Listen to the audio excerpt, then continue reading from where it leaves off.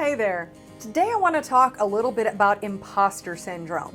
So if you haven't heard of this term, what it means is that when a person feels like maybe they're not worthy of an accomplishment, maybe they felt like they just got lucky, or they dismiss an accomplishment of some kind. And really it's a feeling when they doubt their accomplishments, and it has an internal fear of seeming like you're a fraud. Like, who am I to be able to be an expert on this? I don't know everything. There's going to be somebody smarter out there. Those are the type of things that we tell ourselves out there, that we're an imposter and that somebody's going to find us out someday.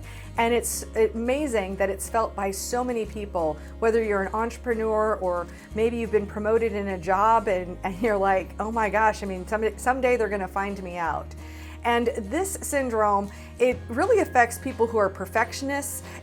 It also affects people who are experts or that are super achievers. And then the next question is, how do you get out of that? And I can actually give you a story of how I've just felt this recently, and that's why I wanted to talk about it. And the thing that really pushed me over the edge was I just created my own website at katedillon.com, and that was fine. And it made sense because of the fact that I had all these different websites. I had like 5 different websites out there, and I decided to combine them all, and why not just go ahead and put them under my own name? And I really didn't have a problem with that. But when I went to have my own Facebook page with my name as Kate Dillon, it really struck me, like, who am I, like, to say that I'm this major influencer or I'm this big brand or something like that. And I felt that fear. I felt that, like, I was like, they're gonna find out I'm a fraud.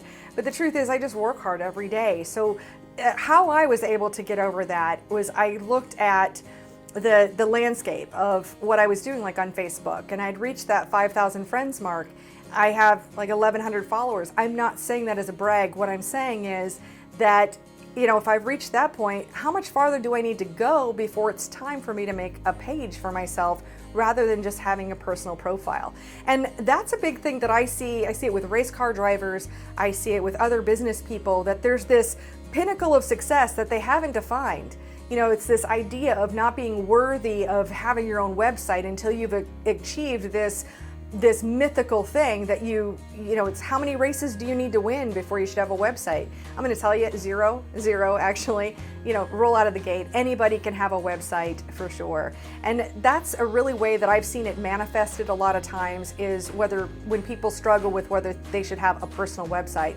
And I'm saying go for it. So the first things that I would say, or there's 2 steps to take, is first of all, acknowledge that exists. Acknowledge that you're experiencing imposter syndrome. My goodness, it's a lot harder to say.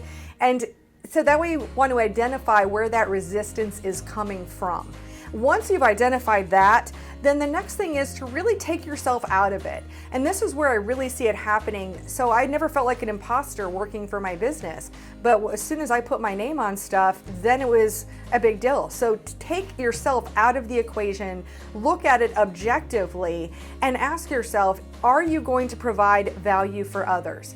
And if the answer to that is yes, then definitely it's a go for it. So as I mentioned, I talk to a lot of racers and talking about websites. Not that I build websites, because I don't, but that the idea is, will your fans gain value from that? Will your sponsors gain value from you having a website?